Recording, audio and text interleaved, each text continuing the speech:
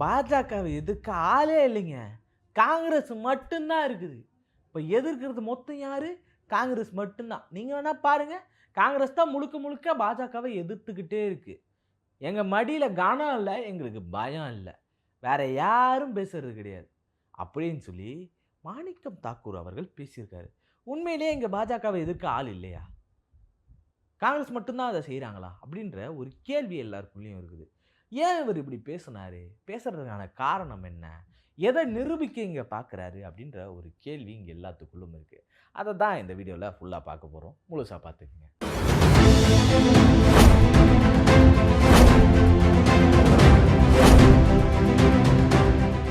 வணக்கம் அன்பு தமிழ் சொந்தங்களே.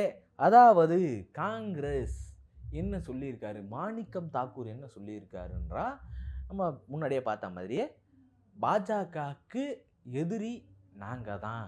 பாஜகவை எதிர்க்கிறது முழுக்க முழுக்க நாங்க தான்.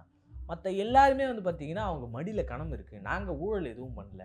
எங்களுக்கு இடி ரைடை பத்தி கவலை கிடையாது. அப்படின்னு சொல்லி அவர் சொல்லிக்கிட்டு இருக்காரு. எதுக்கு எதிர்க்கிற? விட்டு போ. விட்டு போய் வேலையை பாரியா? யார் உன்னை எதிர்க்க சொன்னாங்களா? எதிர்க்கிற? எதிர்க்கிறன்னா ஏன் எதிர்க்கிற? எதுக்காக எதிர்க்கிற? எதிர்க்கிறதுக்கான காரணம் என்ன? இதை சொல்லி பேசுங்க அப்படின்னா, அதை விட்டுட்டு பாஜகவை எதிர்க்க இங்கே ஆள் இல்லை அப்படின்னு சொல்லிக்கிட்டு இருக்காரு. பாஜக எதிர்க்க இங்கேயே ஆள் இல்லை, தமிழ்நாட்டுக்குள்ளேயே ஆள் இல்லை. போங்க, திமுக கூப்பிடுறாங்களாம். போறீங்களா? நம்ம திருமாவளவன் அவர்கள் கூப்பிடுறாரு. தாவேகாவையும்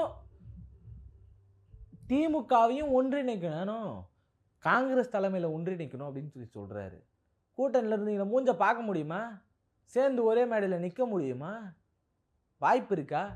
மாநில உரிமையை எந்த இடத்துலையும் விட்டு கொடுக்காம மாநிலத்தோடைய கட்டுப்பாட்டில் தான், மாநில கட்சியோட கட்டுப்பாட்டில் தான் தேசிய கட்சிகள் எங்கள் கூட சேர்ந்து இருக்கணும். மத்தியில் கூட்டாட்சி, மாநிலத்தில் சுயாட்சின்றத ஸ்ட்ராங்காக நின்றுச்சு. கூட சேர்ந்து வாங்க. இங்கேயும் கூட்டாட்சின்றது, கூட்டணி ஆட்சின்றதை நிரூபித்து காட்டியாச்சு. ஒரு பக்கம் தாவேக அரசு நிரூபிச்சிட்டாங்க. கிட்டத்தட்ட 50 வருஷத்துக்கு அப்புறம் தான் வந்து உள்ளேயே போகிறாங்க. அப்படி ஆட்சி அதிகாரத்துக்குள்ள, சட்டமன்றத்துக்குள்ளே, அதுவும் அமைச்சரவைக்குள்ளே போகிறாங்க அப்படின்றது வந்து பார்த்திங்கன்னா, சட்டமன்றத்துக்குள்ளே சொல்ல முடியாது. நிறைய இடத்துல கூட இருந்தாங்க. ஐசி வார்டில் வச்சு திமுக ஒரு பக்கம் கூட்டம் வந்துச்சு அப்படின்னு பல இடத்துல பல பேர் விமர்சனம் பண்ணிட்டு இருக்காங்க. சட்டமன்றத்துக்குள்ளே போகிறது தாண்டி இப்போ இங்கே இதுக்குள்ளே போனாங்கல்ல, அமைச்சரவைக்குள்ளே போனாங்கல்ல, அது பெரிய சந்தோஷமாக இருக்குது. இப்படியான ஒன்று தான் தேவைப்பட்டது அப்படின்னு சொல்லி அவர் பேசிக்கிட்டு இருக்காரு. ஆனால் நம்ம விஸ்வநாதன் அவர்கள் உயர்கல்வித்துறை அமைச்சராக இருக்கக்கூடியவர் என்ன செஞ்சுக்கிட்டு இருக்காரு? அவர் பாட்டு போட்டு ஆடினுங்கிறாருங்க. இந்த நட போதுமா ஆடினுங்கிறாரு. அது ஒரு பெரிய பிரச்சனையாக பேசலை. இன்னொரு பக்கம் பள்ளி கல்விகளில் பார்த்தீங்கன்னா, ஒரு பள்ளியில் வந்து தாவேகாவுடைய முதல்வருடைய உரையை போட்டிருக்காங்க. அதுக்காக ராஜ்மோகன் அவர்கள் சஸ்பெண்டும் பண்ணிட்டார். இது வந்து சஸ்பெண்ட் நடவடிக்கை எடுக்கப்படும் சொல்லிட்டு சஸ்பெண்டும் பண்ணியாச்சு அந்த தலைமை ஆசிரியரை. அப்படி பண்ணியும் ஒரு அரசு பள்ளியில் அப்படி நடந்தது தவறுன்னு சொல்லி ஆளக்கூடிய கட்சியே ஒத்துக்கிட்டு அவங்க அதை செஞ்சதுக்கு அப்புறமும், ஏன் அதனால் என்ன, முதல்வர் பார்க்கட்டுமேன்னு சொல்லி விஸ்வநாதன் பேசினார்ல. அப்போ அதெல்லாம் மாநில உரிமையை பறிக்கிறது மட்டும்தான் உங்களுடைய முழு நோக்கமாக இருக்கா? ஏன்னா வேந்தர் பதவின்றது தமிழ்நாட்டுடைய முதல்வர் கையில் தான் இருக்குது. அவர் தான் அதை செய்யணும் அப்படின்ற ஒரு முக்கிய பங்கு இருக்குது, ஒரு முக்கிய பொறுப்பு இருக்குது. அந்த பொறுப்பு வந்து அவர்லாம் இருக்கணும்னு அவசியம் இல்லையா அப்படின்னு சொன்னது யார்? நம்ம விஸ்வநாதன் அவர்கள் தானே, உயர்கல்வித்துறை அமைச்சர் தானே, மாண்புமிகு உயர்கல்வித்துறை அமைச்சர் தானே. நீங்கள் ஆட்சிக்கு வந்தால் என்ன பண்ணுவீங்க அப்படின்றதுக்கான ஒரு முக்கிய எடுத்துக்காட்டு என்ன பார்த்துட்டீங்க. அன்றைக்கி அண்ணா உங்களை அடின்னு அடித்தார். காங்கிரஸ் அடித்தா தாங்க மாட்டாங்கன்ற மாதிரிலாம் பல இடத்துல பேச்சுக்கள் வந்துச்சு. அண்ணா அடித்தார், திரும்பி ஏஞ்சிக்கவே இல்லை. இன்னைய வரைக்கும் அது ஏஞ்சிக்கல. வெறும் 5 இடம் 4 இடம் தான். எப்படி 28 இடத்துல 5 இடம் தான். யோசிச்சு பாருங்க. எம்பி ஒரு பக்கம் இங்கே கொடுத்தது, திமுக சைட்லேருந்து ஒரு எம்பி, தாவேக சைட்லேருந்து ஒரு எம்பி, ஜாலியாக போய் உட்காந்துக்கிறீங்க நீங்கள் மத்தியில். அது ஓகே. ஆனால் இங்கே நீங்கள் கேட்டு என்ன பிரயோஜனம்? என்ன செய்ய போகிறீங்க? என்ன செஞ்சீங்கன்றது நான் ரொம்ப வெளிப்படையாக தெரிஞ்சிச்சு. எதை விட்டுருவோம். பாஜகவை எதிர்க்க ஆளே இல்லை. திருமாவளவன் எதிர்த்துக்கிட்டு இருக்காரு. அவர் உங்கள் தலைமையில் தான் இங்கே எதிர்த்தாகணும் அப்படின்னு சொல்லிட்டு உங்கள் தலைமையை பாதுகாக்கிறதுக்கான ஒரு வேலையை, இந்தியா கூட்டணியை கட்டி காப்பாற்றுறதுக்கான ஒரு வேலையை யார் பார்த்துக்கிட்டு இருக்கா அப்படின்னா திருமாவளவன் அவர்கள் செஞ்சுக்கிட்டு இருக்காரு. வாங்க தாவேக்காவும் திமுகவும் ஒன்றா வாங்கன்னு கூப்பிட்டுட்டு இருக்காரு. யாராச்சும் அதுக்கு தைரியம் இருக்கா? அப்படி சொல்ல யாருக்காச்சும் தைரியம் இருக்கா? காங்கிரஸுக்கு தைரியம் இருக்கா? நாங்கள் மத்தியில் வந்து எதிர்க்க வேண்டிய ஒரு மிகப்பெரிய சக்தி இருக்குது. அந்த சக்தி இன்னைய வரைக்கும் பல ஊழல்களை பண்ணியிருக்கு. அதை தாண்டி முக்கியமாக சொல்லணும் அப்படின்னா மதவாத அரசியலை ரொம்ப முக்கியமாக கொண்டு வந்துட்டுருக்கு. பல இடத்துல பாதுகாப்பு இல்லாமல் இருக்குது அப்படின்னு சொல்லி திமுகவை நம்ம எல்லாம் ஒன்று சேர்ந்து எதிர்ப்போம், தாவேக்கா திமுக ஒன்றிணைந்து எதிர்ப்போம் அப்படின்னு சொல்ல முடியுமா? ஏன் தமிழ்நாட்டுக்கு அச்சமாக இருக்கிறது யார்? இன்னொரு பக்கம் இன்னொரு பெரிய அச்சம் என்னென்னா தமிழ்நாட்டுக்கு தண்ணி கிடைக்காம போயிடுமோன்னு காவிரியில் ஒரு பக்கம் சொல்லிட்டு இருக்காங்களே, அது எந்த அரசு ஆண்டுகிட்டு இருக்கு? இதே காங்கிரஸ் அரசு தானே. அங்கே மட்டும் என்ன காங்கிரஸ் கூட்டணி தானே, அங்கே செய்ய வேண்டியது தானே அப்படின்ற கேள்விகள் எல்லாருக்குள்ளேயும் வரும்ல. அந்த கேள்விக்கெல்லாம் என்ன பதில் சொல்ல போறீங்க ஐயா மாணிக்கம் தாக்கூர் அவர்களே? நீங்கள் சொல்லக்கூடிய அந்த மடியில் கணமில்லை, அதை நாங்கள் முழுசாக ஏற்றுக்கலனாலும் ஏற்றுக்கிறோம். ஏன்னா நீங்கள் என்ன பண்ணி உங்கள் ஆட்சி கவிழ்ந்து போச்சுன்றது பலருக்கும் தெரிஞ்ச ஒரு செயல் தான். ஏன்னா தமிழ்நாட்டுக்கு தமிழுக்கு நீங்கள் செய்த துரோகங்கள் அத்தனை அப்படின்னு நம்ம சொல்லியே ஆகணும். அந்த செயல்களை திரும்பவும் நீங்கள் செய்ய போகிறீங்களா அப்படின்ற கேள்வி எல்லாருக்குள்ளேயும் இருந்துகிட்டு இருக்கும். பாஜகவை நாங்கள் தான் எதிர்க்கிறோம்னு பேசுகிறீங்கல்ல, குறித்து பேசுங்கள், குறிப்பாக பேசுங்கள். என்ன திமுக ஏன் உருவாக்கப்பட்டது? திமுக மெயினாக கட்சியாக மாறதுக்கான காரணம் என்ன? நீங்கள் செஞ்ச செயல்கள் தானே. அதை இல்லைன்னு சொல்லிட முடியுமா உங்களால்? அண்ணா அன்னைக்கு அதே வார்த்தைகள் தான். அண்ணா அன்னைக்கு எங்களை அகற்றி விட்டு நீங்கள் வந்து அமர வேண்டும் என்று நினைக்கும் போது உங்கள் மனதில் ஒரு அச்சம் தோன்றும்.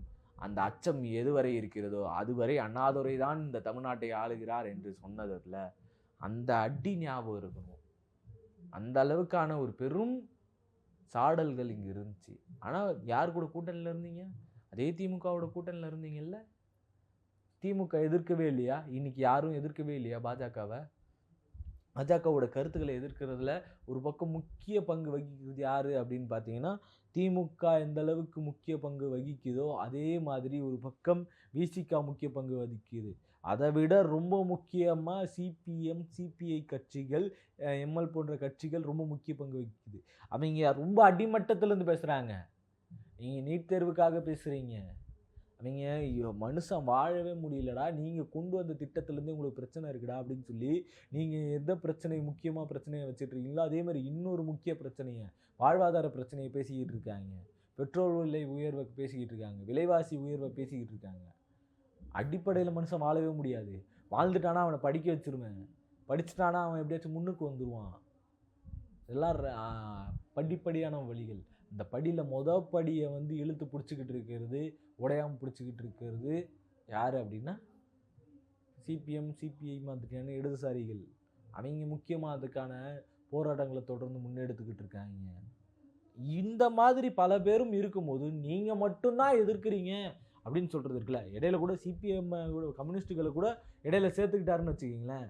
மத்திய அரசுக்கு எதிரான சாதி ரீதியான ஒடுக்குமுறைக்கு எதிரான ஒரு வலுவான கட்டமைப்பை பேசிக்கிட்டு இருக்கிறது யார், எதிர்த்து பேசிக்கிட்டு இருக்கிறது யார் அப்படின்னு பார்த்தீங்கன்னா திருமாவளவன் அவர்கள் ஒரு பக்கம் வலுவாக எதிர்த்து பேசிக்கிட்டு இருக்காரு. இது ஒரு பக்கம் இருக்கையில் இப்படியான பல வேலைகள் நடந்துக்கிட்டு இருக்கும்போது நீங்கள் மட்டும்தான் அப்படின்னு பேசுகிறது ஏற்றுக்கொள்ள முடியாத ஒரு செயலாக இருக்குது. இந்தியா லெவலில் இந்தியா முழுக்க பேசுகிறது யார் அப்படின்னா கண்டிப்பாக காங்கிரஸ் தான். அதை நம்ம மாற்று கருத்தே கிடையாது. காங்கிரஸ் மாதிரியே ஒரு பக்கம் சிபிஎம் பேசிக்கிட்டு தான் இருக்காங்க, முஸ்லீம் லீக்கள் பேசிக்கிட்டு தான் இருக்காங்க, அதை எதிர்த்து செயல்பட்டுக்கிட்டு தான் இருக்காங்க. பல்வேறு இடத்துல சில மாற்றங்கள் மாறுபாடுகள் இருக்கலாம். ஆனால் கம்யூனிஸ்ட்டுகளும் காங்கிரஸும் பேசுகிறாங்க. அது இந்தியா கூட்டணின்னு ஒன்று உருவாச்சு.